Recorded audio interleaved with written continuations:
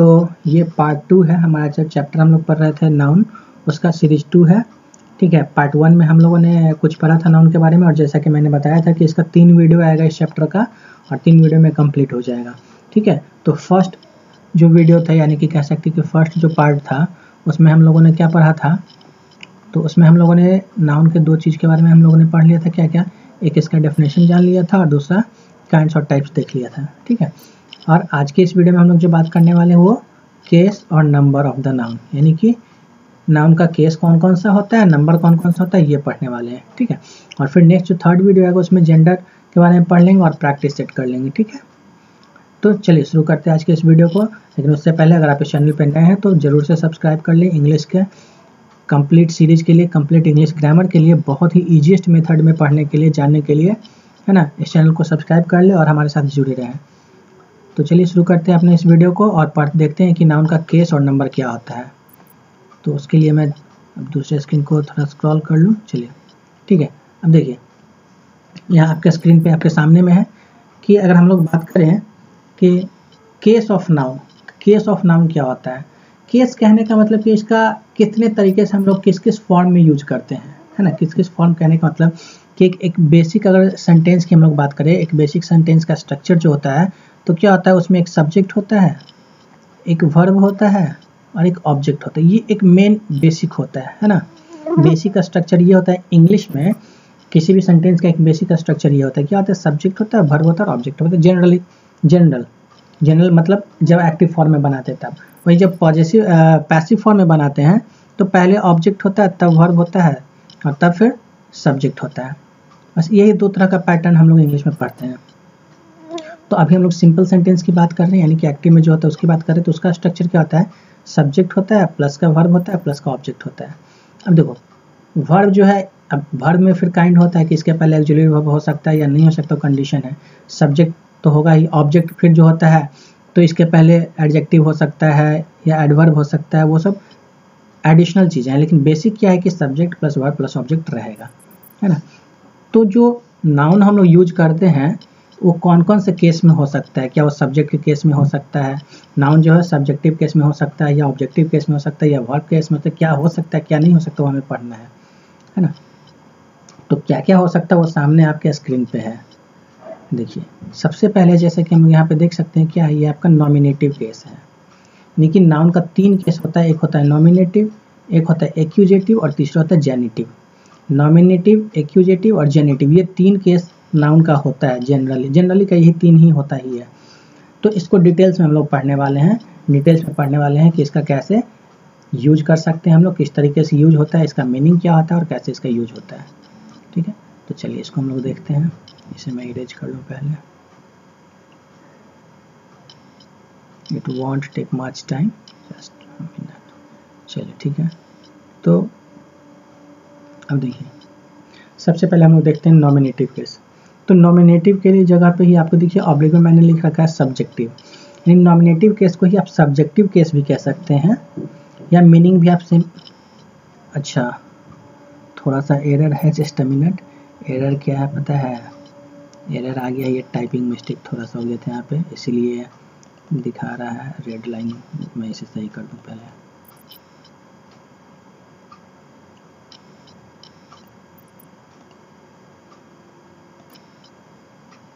यहाँ पे जे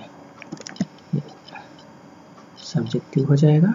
ठीक है, आप इसे सब्जेक्टिव कह सकते हैं। और यहाँ भी आपका छूटा हुआ है जे, ठीक है। देखिए हो गया।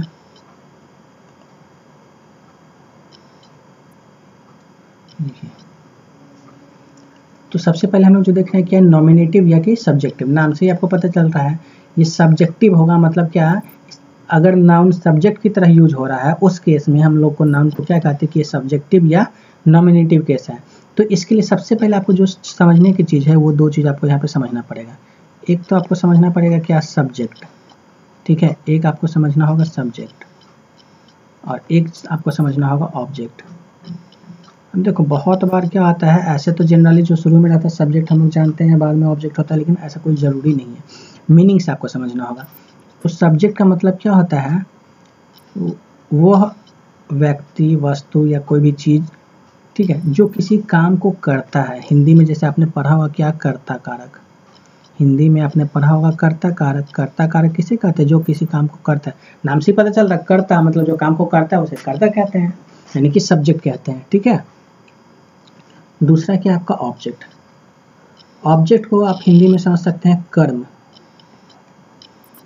हिंदी ग्रामर अगर आपने पढ़ा हो तो उसमें आपने पढ़ा होगा कर्म। चलिए अब मीनिंग मैं बता देता हूँ। कर्ता मतलब जो किसी काम को करता है उसे कर्ता कहते हैं, और जिस पे काम होता है उसे कर्म कहते हैं, यानी कि ऑब्जेक्ट कहते हैं। इंग्लिश में भी जो काम को करेगा, यानी कि एक्शन जिसके द्वारा लिया जाएगा वो सब्जेक्ट कहलाएगा, और जिस पे एक्शन लिया जाएगा उसे ऑब्जेक्ट कहा जाएगा। एग्जाम्पल से देखिए, अगर मैं ऐसा लिखता हूँ, he plays chess. He plays chess एक एग्जाम्पल मैंने लिखा। अब आपको सोचना कि सबसे पहले वर्ब पे आप फोकस करें। वर्ब क्या है इसमें,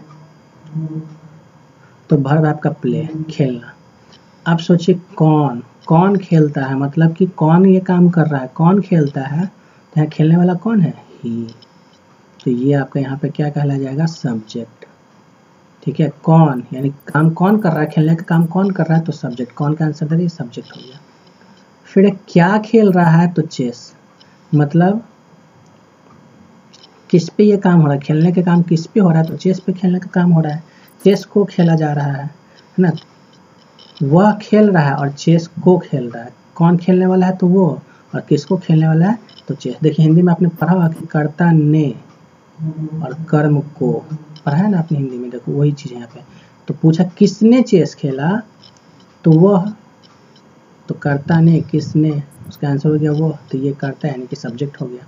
और कर्म को, किसको खेला, यानी कि चेस को खेला, तो ये क्या हो गया, ऑब्जेक्ट हो गया आपका। क्लियर है, ठीक है। देखिए यही होता है सब्जेक्ट ऑब्जेक्ट का मेन कॉन्सेप्ट, यही है। अब कहीं कहीं आपको थोड़ा सा कंफ्यूजिंग हो सकता है अकॉर्डिंग टू द सेंटेंस, जिसको हम लोग अभी डिस्कस करने वाले हैं, तो फिर आपको कोई कंफ्यूजन नहीं रह जाएगी, ठीक है। चलो इससे पहले इरेज कर लूँ मैं फिर बताता हूँ एग्जाम्पल।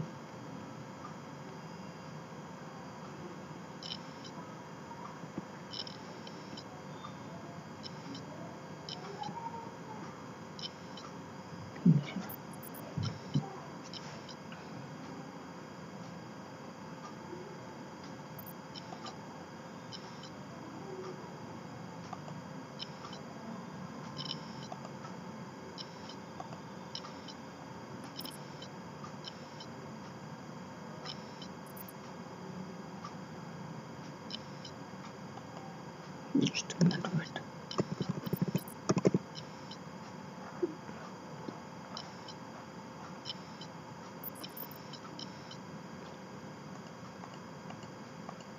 ठीक है,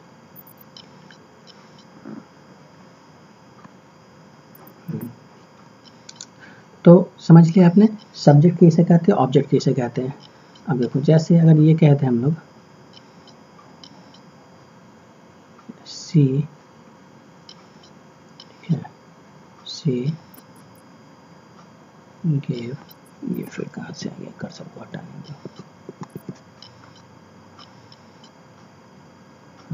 देखो अगर ऐसा आ जाए, सी गेव मी अ बुक, तो फिर वही चीज़ है, यहाँ पे काम क्या है, तो देना। किसने दिया, तो उसने दिया, वो। यहाँ सी जो है वो दे रही है, तो सी क्या होगी यहाँ पे, सब्जेक्ट। और क्या दे रही है, तो बुक, तो बुक हो गया आपका ऑब्जेक्ट, ठीक है। मतलब जिस पे काम, जिसके द्वारा काम किया जाता है वह सब्जेक्ट, और जिस पे काम होता है उसे ऑब्जेक्ट। अब देखो यहाँ काम दो पे हुआ, मी पे भी एक काम हुआ है, मुझ पे काम हो रहा है कि मुझे दे रही है, और बुक पे भी काम हो रहा है कि बुक को दे रही है। तो यहाँ पे मी भी ऑब्जेक्ट है और बुक भी ऑब्जेक्ट है, ठीक है। तो बुक को हम लोग कहेंगे डायरेक्ट ऑब्जेक्ट, क्योंकि कोई चीज़ जो है जिसको दिया गया वो बुक है, और मुझे दिया गया तो ये इनडायरेक्ट ऑब्जेक्ट हो गया, ये डायरेक्ट ऑब्जेक्ट हो गया। एनीवे आपको सिंपली यहाँ समझना कि सब्जेक्ट ये है और ऑब्जेक्ट ये दोनों हो गया, ठीक है। अब अगर देखो, अब थोड़ा सा मैं इसमें ट्विस्ट करता हूँ। अगर हम लोग लिखते हैं ही eats an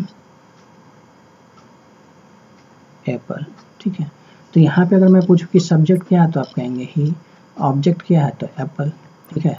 यहाँ पे ही सब्जेक्ट हो गया और एप्पल ऑब्जेक्ट हो गया। अब इसी को अगर मैं कह दूं, जैसे तो हिंदी में हो गया कि वह सेब खाता है, वैसे ही सोचो कि अगर मैं पूछूं वह मिठाई खाता है ना, वह मिठाई खाता है, तो क्या लिखेंगे, ही ईट्स स्वीट्स। अब सोचिए वह मिठाई खाता है, अगर ये पूछ रहा हूँ मैं, तो यहाँ पे वह क्या हो जाएगा, सब्जेक्ट हो जाएगा, क्योंकि खाने का काम कौन कर रहा है, ही, तो ही हो गया सब्जेक्ट। अब यहाँ पे क्या हो जाएगा, ईट्स तो वर्ब है और ऑब्जेक्ट हो गया क्या, स्वीट्स, ये ऑब्जेक्ट हो गया। अब वैसे एक वर्ड अगर पूछ दूं मैं, वह पिटाई खाता है, सोचो वह पिटाई खाता है, वह पिटाई खाता है। अब सोचो इसमें सब्जेक्ट क्या होगा, वह पिटाई खाता है, इसमें सब्जेक्ट क्या होगा। अब आपको सोचना है कि इसमें सब्जेक्ट क्या होगा, तो आपका आंसर होगा वह, ठीक है। वह क्या हो जाएगा, सब्जेक्ट हो जाएगा, लेकिन आंसर हो गया रॉन्ग। अब क्यों, क्योंकि आप इमेजिन करो, मैं कह रहा हूँ कि वह पिटाई खाता है, तो वह जो है इस पिटाई खा रहा है, ना कि पिटाई कर रहा है, समझो। वह पिटाई खा रहा है मतलब वह पे काम हो रहा है, ये काम को कर नहीं रहा है, इस पे काम हो रहा है, कौन सा, पीटने का। तो इस पे जब काम हो रहा है तो यहाँ पे वह क्या हो जाएगा, ये अब वह जो है ऑब्जेक्ट बन गया, अब ये सब्जेक्ट नहीं रहा, समझ गए। सीन को इमेजिन करो, मैं कह रहा हूँ कि वह पिटाई खाता है, वह एक व्यक्ति वह पिटाई खा रहा है, तो वह पे काम हो रहा है, न कि वह काम कर रहा है, वहाँ पे पिटाई होने का काम हो रहा है, पिटाई खाने का, ठीक है। तो इसलिए वह यहाँ पे क्या हो जाएगा, ऑब्जेक्ट हो जाएगा। तो सब्जेक्ट और ऑब्जेक्ट का मीनिंग समझ लिया आप लोग, तो ये समझ लिए तो आपका 2 पार्ट कंप्लीट हो गया। अगर नाउन जो है सब्जेक्ट की तरह यूज हो तो उसे क्या कहेंगे हम लोग, सब्जेक्टिव केस कह सकते हैं या फिर नॉमिनेटिव केस कहेंगे। नाउन अगर ऑब्जेक्ट की तरह यूज हो तो उसे ऑब्जेक्टिव केस या फिर एक्यूजेटिव केस कह सकते हैं। एक्यूजेटिव को ही ऑब्जेक्टिव भी कहते हैं। एग्जाम्पल्स यहाँ पे हम लोग देख चुके हैं। चलिए अभी तो प्रोनाउन के फॉर्म में हम लोगों ने एग्जाम्पल देखा है, अब नाउन के फॉर्म में एग्जाम्पल देखते हैं, ठीक है। तो इसे मैं इरेज कर लूँ, फिर नाउन के फॉर्म में एग्जाम्पल हम लोग देखते हैं।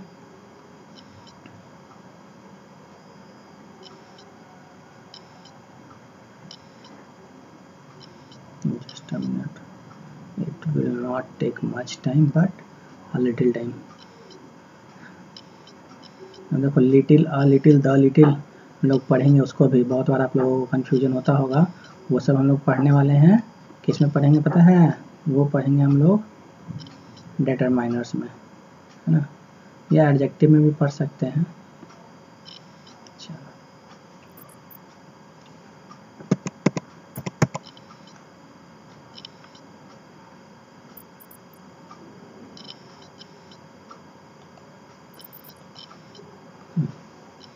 तो देखिए नॉमिनेटिव मैंने क्या बताया, जब सब्जेक्ट की तरह काम करे, तो कोई भी नाम होगा, नाउन की बात कर रहे हैं हम लोग तो नेम होना चाहिए, है ना। जैसे अगर कह दें द बॉयज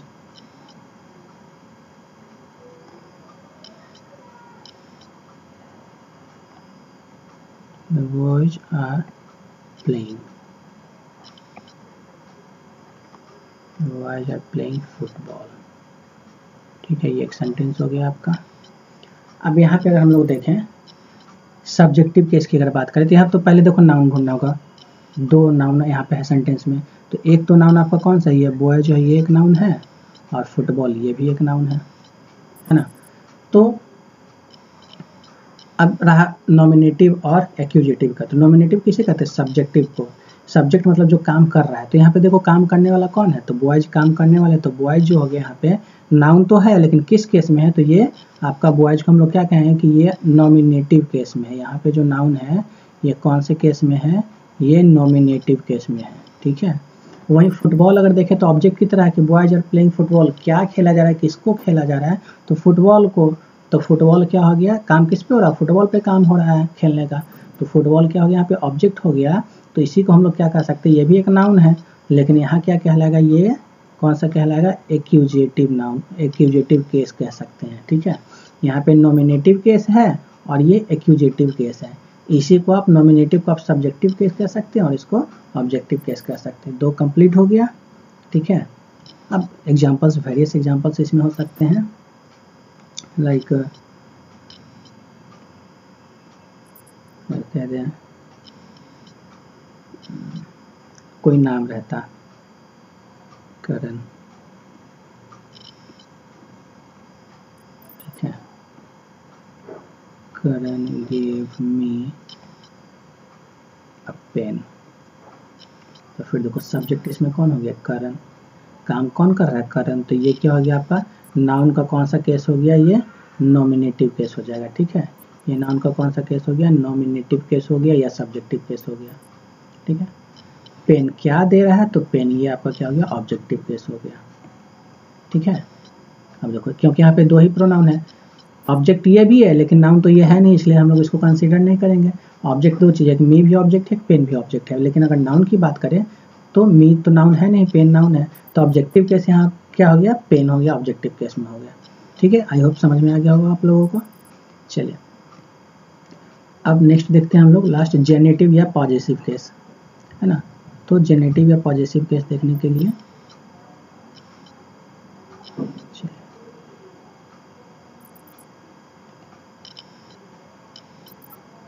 इससे पहले हम लोग इरेज कर लें थोड़ा,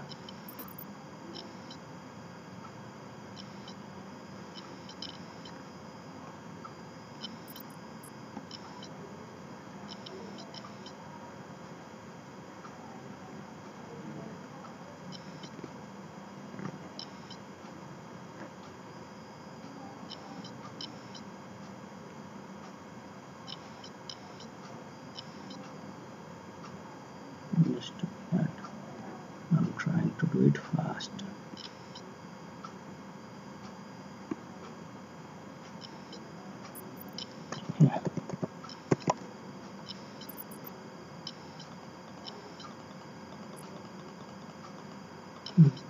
तो अब हम लोग देखते हैं जेनेटिव क्या होता है या पॉजिटिव क्या होता है, ठीक है। तो जेनेटिव को ही हम लोग क्या कहते हैं, पॉजिटिव कहते हैं, है ना। जेनेटिव केस को ही हम लोग क्या कहते हैं, पॉजिटिव भी कह सकते हैं। तो पॉजिटिव का मतलब क्या होता है, आप लोगों ने पढ़ा होगा पॉजिटिव, देखो पॉजिटिव जो है ये नाउन का भी केस हो गया, पॉजिटिव प्रोनाउन भी होता है, पॉजिटिव एडजेक्टिव भी होता है। जब हम लोग प्रोनाउन या एडजेक्टिव पढ़ रहे होंगे तो बहुत क्लियरली वहाँ पे समझ में आएगा क्या डिफरेंस है इस समय और क्या इसका मीनिंग होता है। फिलहाल के लिए आप समझिए पॉजिटिव का मीनिंग क्या होता है, पॉजिटिव का मीनिंग होता है ऑनरशिप, ठीक है, पॉजिटिव का मीनिंग होता है ऑनरशिप, या कि आप इसे कह सकते हैं हिंदी में क्या कह सकते हैं, अधिकार, है ना। पॉजिटिव का मतलब होता है अधिकारवाचक, अधिकार जिससे पता चलता है, वैसे वर्ड्स को हम लोग पॉजिटिव कहते हैं, ठीक है। देखो अभी मैं पॉजिटिव वर्ड्स इस्तेमाल कर रहा हूँ, पॉजिटिव नाउन प्रोनाउन एडजेक्टिव कुछ नहीं, पॉजिटिव वर्ड वैसा वर्ड जिससे अधिकार पता चलता है उसे पॉजिटिव कहते हैं। अब ये पॉजिटिव नाउन भी हो सकता है, नाउन का केस हो सकता है, या फिर पॉजिटिव एडजेक्टिव हो सकता है, या फिर पॉजिटिव प्रोनाउन हो सकता है। तो हम लोग यहाँ नाउन पढ़ रहे हैं तो नाउन का पॉजिटिव केस देखते हैं। अब यहाँ पे सिंपली आपको एकदम बिल्कुल नाम से ही पता चल रहा है जिससे अधिकार पता चले, है ना। तो अधिकार पता चलने वाला एक वर्ड हम लोग लिखते हैं, खुद आपको पता चल जाएगा, और वो भी क्या होना चाहिए, नाउन होना चाहिए, है ना। तो देखिए जैसे अगर हम ये लिखें, अगर हम लोग ये इस्तेमाल करें,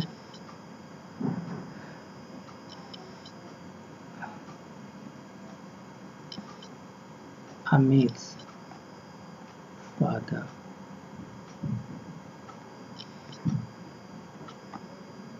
is a डॉक्टर।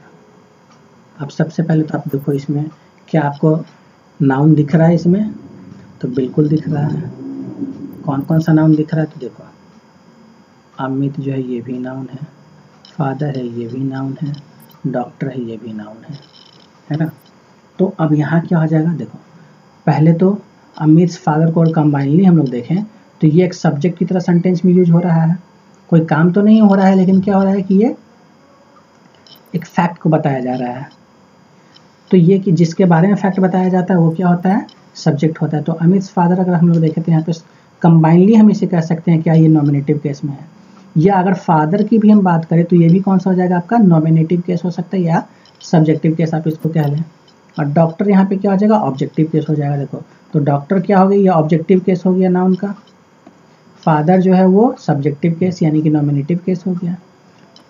अमित्स फादर भी अगर कहें तो ये नॉमिनेटिव केस होगी। लेकिन अगर सेपरेट अमित्स फादर हम देखें, सेपरेट अमित को अलग और फादर को अलग, तब क्या बनता है। अब इसका मीनिंग क्या रहा, अमित के पिता, अमित फादर मीन्स क्या, अमित के पिता। तो इसे अधिकार पता चल रहा है कि अमित के पिता है, अमित का अधिकार पता चल रहा है ये। तो ये जो कहलाएगा यहाँ पे अमित अपॉस्ट्रोफी एस लगा हुआ अमित के, तो ये जो नाउन हो गया ये क्या कहलाएगा आपका, जेनेटिव या पॉजेसिव केस। ठीक है, यही कहलाता है आपका जेनेटिव या कि पॉजेसिव केस, आप इसे कह सकते हैं। क्लियर है। जैसे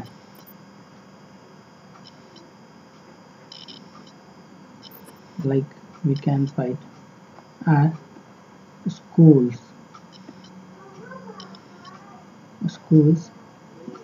garden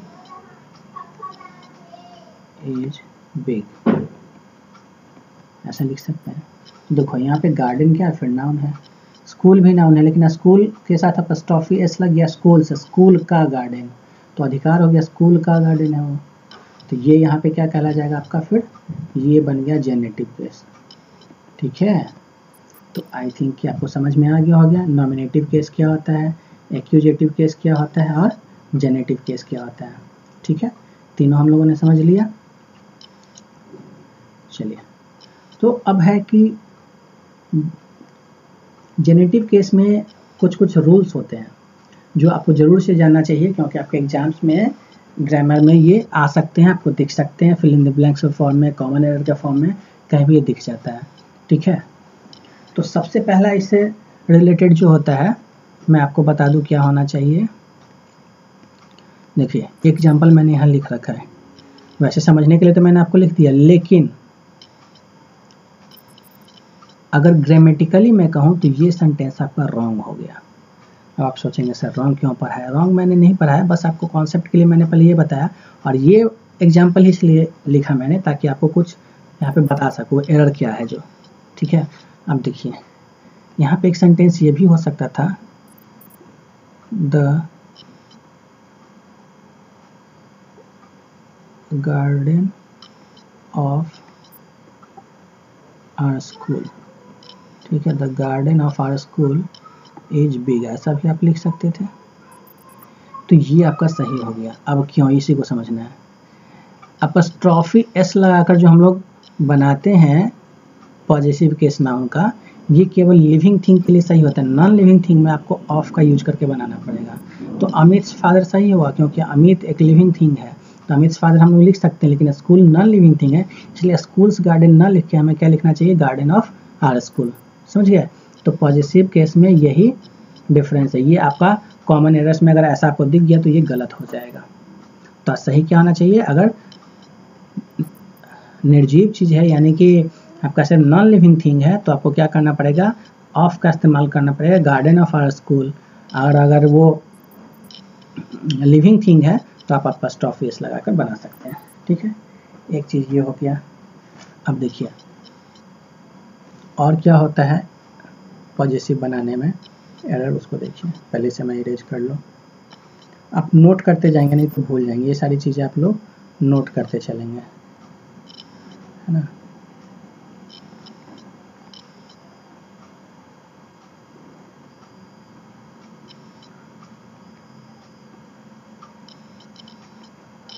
Just a minute, it won't take much time। बहुत ज़्यादा टाइम नहीं लेने वाला है, मेरे कहने का मतलब ये था, उतना तो आप लोग समझते ही हैं। चलो मैं क्लियर कर लूँ इसे थोड़ा।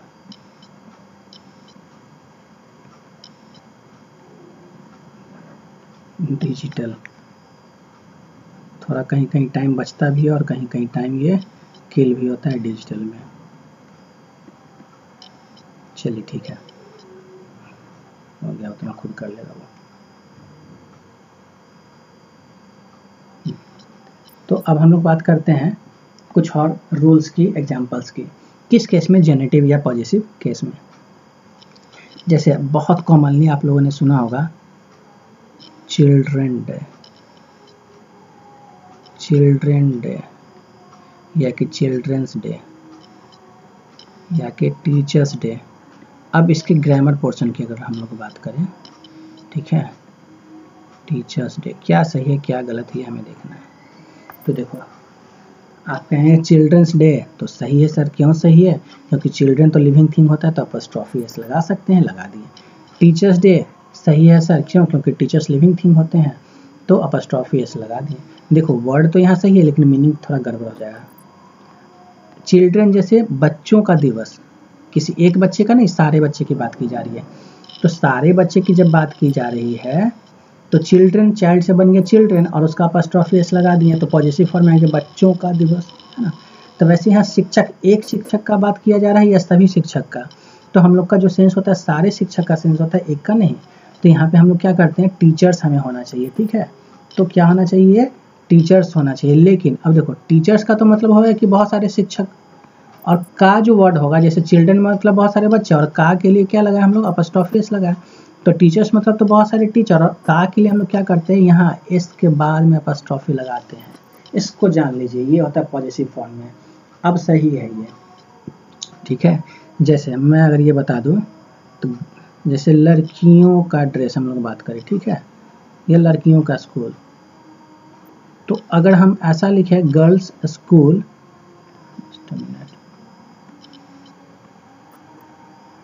देखिए अगर हम ऐसा लिख दें गर्ल्स स्कूल, ठीक है, तो ये एरर हो जाएगा क्योंकि एक लड़की का नहीं, लड़कियों का स्कूल है ना। तो गर्ल से हमें पहले तो प्लूरल बनाने के लिए क्या लिखना होगा, गर्ल को बना देंगे गर्ल्स, तो ये प्लूरल बनाने के लिए एस लगा पहले, लड़की से लड़कियां बनी, और का लड़कियों का स्कूल, तो उसके लिए फिर अपॉस्ट्रोफी एस यहाँ लगाएंगे, है ना। अब ये सही है, ठीक है, समझ गए। तो एक इस तरीके का होता है कि आपको जब ऑलरेडी प्लूरल में है, देखो अगर सिंगुलर में आपको लिखना है तब तो एक लड़की और उसका कुछ लिखना है, ठीक है, स्पेसिफिकली किसी लड़की का बात कर रहे हैं और उसका, उसके बारे में आप लिखना था कि इस लड़की का, या आप यहाँ पे जैसे लिखा है दैट गर्ल्स स्कूल। अब इसका मतलब क्या होगा, देखो कि उस लड़की का जो स्कूल है, किसी एक लड़की के बारे में आप बता रहे हैं कि उस लड़की का जो स्कूल है, तो यहाँ पे सही हो गया, गर्ल के बाद अपॉस्ट्रोफी एस लगेगा। लेकिन लड़कियों का कोई स्कूल है उसके लिए आप बता रहे हैं तो गर्ल्स के बाद आपको अपॉस्ट्रोफी एस लगाना पड़ेगा, ठीक है। ये पॉजिटिव केस का ही है, इसलिए इसे जानना जरूरी था। दो तरीके का आपने देख लिया। अब देखो फिर क्या होता है, कहीं कहीं पॉजिटिव में हम लोग क्या करते हैं, अब जो केस बनता है जहाँ पे एरर्स आपको आ सकता है, उन चीज़ों को मैं आपको बता रहा हूँ, ठीक है। पहले इसे इरेज कर लूँ सबको मैं,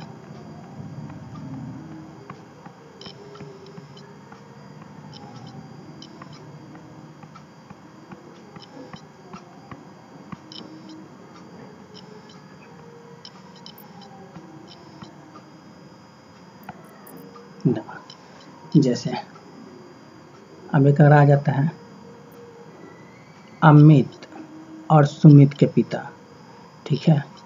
अब मान लो अमित और सुमित दोनों भाई है, तो दोनों के पिता एक ही होंगे, अमित एंड सुमित के पिता कह रहे हैं, तो क्या लिखाएंगे, फादर, अमित एंड सुमित। अब सोचो एस तो हमें अपॉस्ट्रोफी एस तो लगाना पड़ेगा जेनेटिव केस में, तो किस में लगाए, अमित में लगाए या सुमित में लगाए, तो जो बाद वाला होता है इसमें लगता है ये condition, Amit and Sumit father, ठीक है।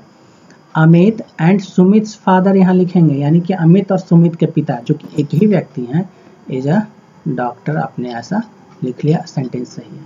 अगर आप यहाँ पे कह देंगे, ठीक है, अगर आप यहाँ पे लगा देंगे तो एरर हो जाएगा। साथ ही साथ एक और कंडीशन है, अगर आप दोनों जगह लगा सकते हैं, ठीक है, केवल फर्स्ट में तो नहीं लगा सकते, एरर हो जाएगा। अब लेकिन दोनों जगह लगा सकते हैं। आप ऐसा कर सकते हैं, अमित एंड सुमित फादर, तो यहाँ इज के जगह क्या करना होगा, आर, और इसका मीनिंग बदल कर क्या जाए कि अमित के पिता और सुमित के पिता दोनों ही डॉक्टर हैं, मतलब अमित एक के पिता अलग व्यक्ति हैं और सुमित के पिता अलग व्यक्ति हैं। जब दो अलग अलग व्यक्ति हैं तो यहाँ पे अमित में भी अपॉस्ट्रोफी एस लगेगा, सुमित में भी अपॉस्ट्रोफी एस लगेगा। लेकिन अगर दोनों के पिता सेम ही व्यक्ति हैं, ठीक है, तब यहाँ पहले वाले में जो है, पहले वाले में यहाँ पे अपॉस्ट्रोफी एस का कॉन्सेप्ट नहीं रहेगा, ये नहीं लगेगा, केवल बाद वाले में लगेगा, ठीक है। चलिए एक तो ये केस हो गया। अब देखो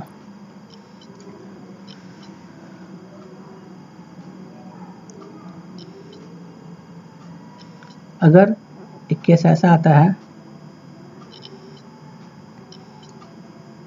भारत के राष्ट्रपति का कार्य बहुत ही अच्छा है, ऐसा क्वेश्चन आ गया, मतलब सेंटेंस आ गया। भारत के राष्ट्रपति का, या कार्य की जगह आप बयान कहिए, उनका लुक कहिए। भारत के राष्ट्रपति का लुक अच्छा है, ठीक है। तो क्या कहेंगे, द लुक्स ऑफ, देखो जब लुक की बात कर रहे होते तो लुक्स यहाँ लिखा जाता है, the looks of president of India, ऐसा लिख सकते हैं क्या हम लोग, the looks of president of India? नहीं, ऐसा नहीं लिखना। क्यों? क्योंकि प्रेसिडेंट ऑफ इंडिया एक क्या है, लिविंग थिंग है, तो यहाँ पे अपॉस्ट्रोफी एस वाली चीज़ हमें लिखनी है, इसलिए इस तरीके का ऑफ लगाकर हम लोग नहीं लिखेंगे। तो फिर कैसे लिख सकते हैं, चलिए मैं दिखाता हूँ यहाँ पे क्या लिखेंगे, द प्रेसिडेंट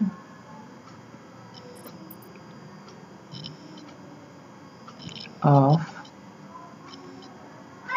इंडिया, और यहाँ पे अपॉस्ट्रोफी लगाएं, president of India's look is great, ठीक है। अब लुक की जगह आप कार कर दीजिए, कार इज नाइस, जो भी आपका सेंटेंस बना। देखो यहाँ पे प्रेसिडेंट्स, यहाँ पे अपॉस्ट्रोफी एस नहीं लगाएंगे। भारत के राष्ट्रपति तो एक वर्ड हो गया पूरा, प्रेसिडेंट ऑफ इंडिया मतलब हो गया भारत के राष्ट्रपति, और उनका, तो उनका फिर यहाँ पे अपॉस्ट्रोफी एस लगाएंगे, ठीक है। तो ये कुछ केस का पॉजिटिव जेनेटिव केस जो है, यहाँ पे हमें ये सावधानी बरतनी होगी, ठीक है। वैसे ही जब आप सिंगुलर से प्लूरल, मैन होता है सिंगुलर, और इसका बनाते हैं प्लूरल मेन, और मेन का कोई चीज़ है तो मेन से लिखेंगे हम लोग मेन, और तब अपॉस्ट्रोफी एस लगाएंगे, तो आदमी पुरुषों का। अब देखो, लेकिन लेडी से आप क्या बनाते हैं, लेडीज। अब देखो, जैसे ही आपको यही ध्यान रखना है कि प्लूरल वर्ड में जब एस लास्ट में आ गया है, जब लास्ट में एस आ चुका है, तो एस के बाद, जैसे का के लिए हम लोग क्या करते हैं, अपॉस्ट्रोफी एस लगाते हैं ना। यहाँ पे देखो, मेन है तो अपॉस्ट्रोफी एस लगा दिए, चिल्ड्रन है तो चिल्ड्रन में अपॉस्ट्रोफी एस लगा दिए। मतलब अगर कोई ऐसे अदर वर्ड है, मतलब यहाँ पे लास्ट में एस के अलावा कोई है, तो हम लोग क्या करते हैं, अपॉस्ट्रोफी एस लगा देते, हो जाता है। लेकिन ऑलरेडी अगर एस हो, तब हम लोग क्या करेंगे, यहाँ पे केवल कॉमा लगा के छोड़ देते हैं, महिलाओं का, लेडीज, ये ऐसा हो गया। क्लियर है? चलिए, तो ये हो गया आपका जेनेटिव केस। तो अब हम लोगों ने केस को कम्प्लीटली पढ़ लिया है, और इसका प्रैक्टिस करेंगे हम लोग लास्ट सेशन में, तो बहुत सारी चीज़ें और निकल कर आएगा। फिलहाल के लिए इतना रहने देते हैं आपके समझने के लिए। तो तीनों केस हम लोगों ने पढ़ लिया, कौन कौन सा, नॉमिनेटिव, एक्यूजिटिव और जेनेटिव। इसी को हम लोग सब्जेक्टिव, ऑब्जेक्टिव और पॉजिटिव केस भी कहते हैं, ठीक है। तो अब हम लोगों को पढ़ना है क्या, नेक्स्ट हम लोगों को पढ़ना है नंबर। चलिए, तो नंबर ऑफ नाउन हम लोग देखते हैं। तो नंबर ऑफ नाउन अगर देखें हम, तो हमारे पास सिंपली क्या होता है, दो तरीके का नंबर ऑफ नाउन होता है। एक होता है आपका सिंगुलर और एक होता है प्लूरल, ठीक है। एक होता है आपका सिंगुलर, एक होता है प्लूरल। तो ये बहुत सिंपल चीज़ है आप सबके लिए, सिंगुलर और प्लूरल। अगर एक हो तो उसे सिंगुलर कहते हैं, जैसे अभी ऊपर के एग्जाम्पल में हम लोग पढ़ रहे थे, चाइल्ड तो ये सिंगुलर है, और चिल्ड्रेन तो ये प्लूरल है, ठीक है। तो इसमें बेसिकली आपको सीखना होगा कि कैसे सिंगुलर टू प्लूरल बनाते हैं। तो रूल्स, कुछ रूल्स हम लोग को जानना है, बहुत ज़्यादा नहीं जानना। वैसे चाइल्ड का चिल्ड्रेन आपको पता है, मैन का मेन पता है ना। तो हमें जहाँ पे मिस्टेक होता है, जो हमें जानना है, जैसे कि एक होता है नाइफ, ठीक है। नाइफ का अगर हम लोग बनाएं, या कि कहें वाइफ, अगर इसका हम लोग प्लूरल बनाना चाहें तो क्या करते हैं, नाइफ का हो जाता है नाइव्स, यानी कि लास्ट में अगर एफ ई दिख रहा है तो आप इसे क्या करते हैं, आई वी ई एस बना देते हैं, ये नाइव्स हो जाता है, वी ई एस लगाते हैं हम लोग, ठीक है। वाइफ का क्या हो जाएगा, वाइव्स, ठीक है। उसी तरीके से अगर रूफ लिखा हुआ है तो रूफ का क्या हो जाएगा, अब देखो यहाँ पे रूफ से नहीं होगा, रूफ में केवल एस लगाएंगे हम लोग, है ना, केवल एस लगा देंगे। क्यों?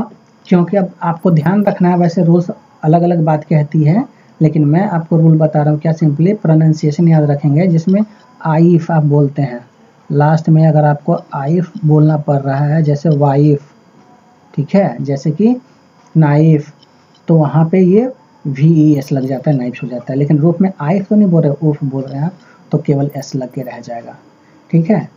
एक ये हो गया बनाने का। एक जो कुछ स्पेसिफिक है, मैन से मेन होता है, ठीक है, फिर चाइल्ड से चिल्ड्रन होता है, वुमेन से वुमेन होता है, ये तो आपको पता ही है। कुछ एक दो वर्ड मैं बता रहा हूँ जिसका स्पेसिफिक मीनिंग भी बदल जाता है सिंगुलर से प्लूरल करने पर। जैसे एक वर्ड होता है वुड, वुड का मतलब होता है लकड़ी। ये तो वैसे क्या है, वैसे ही अब देखो ये सारा चीज़, एक चीज़ और ध्यान रखना आपको, सिंगुलर से प्लूरल हम लोग उन चीज़ों का बनाते हैं जो काउंटेबल हो, नॉन काउंटेबल को नहीं बना सकते हैं। तो काउंटेबल नॉन काउंटेबल का एक अलग से वीडियो रहेगा, उसमें डिटेल्स में मैं बता दूंगा। फिलहाल के लिए ये जानिए कि ये सिंगुलर और प्लूरल का जो कॉन्सेप्ट होता है किसमें होता है, सिंगुलर से प्लूरल कन्वर्ट करने का, वो होता है काउंटेबल थिंग्स में, है ना। जैसे नाइफ, वाइफ, रूफ, ये सब काउंटेबल है। अब देखो वुड, वुड जो है लकड़ी, ये अनकाउंटेबल के श्रेणी में हम लोग इसको रखते हैं। लेकिन वुड से हम लोग प्लूरल बनाते हैं वुड्स, तब इसका मीनिंग ही बदल जाता है। तब इसका मीनिंग क्या हो जाता है, वुड मतलब लकड़ी होता है, जबकि वुड्स का मतलब क्या होता है, वुड्स का मतलब होता है जंगल, ठीक है। वैसे ही आपको पता है वाटर, वाटर का मतलब होता है पानी। तो वाटर से वाटर्स लिखते हैं क्या हम लोग, नहीं, प्लूरल फॉर्म में नहीं लिखते हैं वाटर्स, लेकिन वाटर्स सिनोनिम्स है किसका, ओशन का। समुद्र को हम लोग वाटर्स भी कहते हैं, ओशन या सी कह लीजिए, ठीक है, सी को हम लोग वाटर्स भी कहते हैं, ठीक है। तो ये हो गया आपका सिंगुलर प्लूरल का कॉन्सेप्ट, और प्रैक्टिस करेंगे तो बहुत सारी चीज़ें निकल कर आएगी, हम लोग उसको भी पढ़ेंगे, देखेंगे, ठीक है। तो चलिए आज की वीडियो के लिए इतना ही काफ़ी है, और नेक्स्ट वीडियो में अब हम लोग देख लेंगे क्या क्या बच गया है आपका। नाउन का डेफिनेशन हम लोगों ने देख लिया, जस्ट अ मिनट, क्या क्या हमें पढ़ना था देख लिया, यहाँ पे डेफिनेशन देख लिया, केस देख लिया, नंबर देख लिया। अब जेंडर और प्रैक्टिस हम लोग करना है, ठीक है। तो जेंडर हम लोगों ने नेक्स्ट वीडियो में देख लेंगे जेंडर को, और फिर सारे का प्रैक्टिस कर लेंगे, ठीक है। तो बने रहिए हमारे साथ, और अगर इस चैनल पे आप नए हैं तो सब्सक्राइब जरूर से कर लेंगे। चलिए मिलते हैं नेक्स्ट वीडियो में, तब तक के लिए bye bye, tata, thank you.